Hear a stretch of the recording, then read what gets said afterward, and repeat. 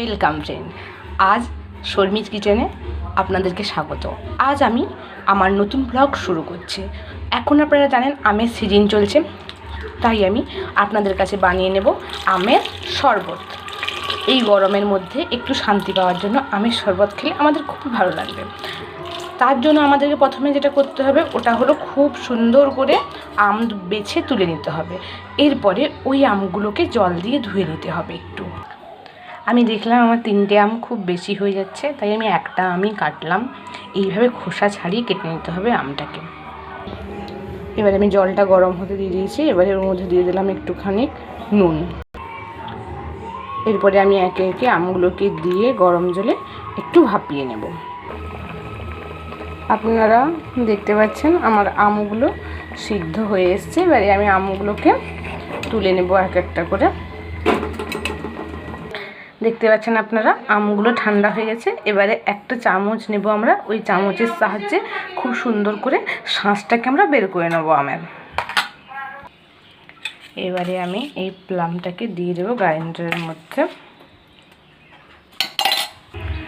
এবারে আমি এর মধ্যে দিয়ে দিচ্ছি স্বাদ মতো চিনি। আপনারা যে যেরকম মিষ্টি খেতে পছন্দ করেন এইভাবে চিনি দেবেন। এরপরে দিয়ে দিলাম এর উপরে নুন।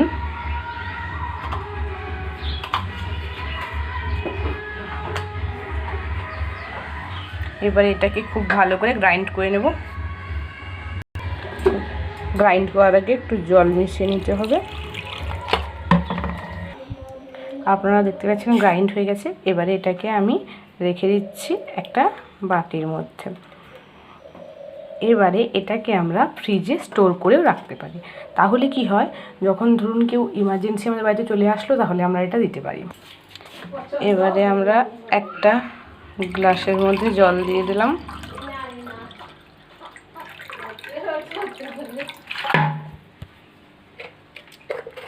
জল দিয়ে নেওয়ার পরে আমি দিয়ে দেব জলের মধ্যে নুন। শরবতের স্বাদ যেরকম হয় স্বাদ মতো একটু নুন, যেরকম পরিমাণে আপনারা গ্লাসে জল নেবেন এরকম নুন দেবেন। ওর সাথে দিয়ে দেবেন চিনি।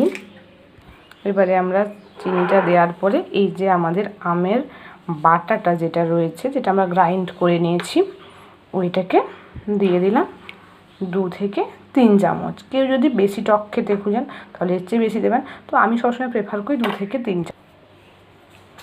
এবারে এর মধ্যে কিছু আইস কিউব দিয়ে দিন।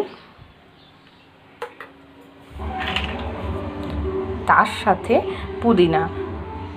আপনারা চাইলে একটু পুদিনাটা বেটে নিতে পারেন, কিন্তু আমি সাধারণত পুদিনা পছন্দ করি না, তাই আমি উপরেই দিলাম একটু সাজানোর জন্য। আজকের মতো এখানেই শেষ করছি। ভুল ত্রুটি হলে ক্ষমা করবেন।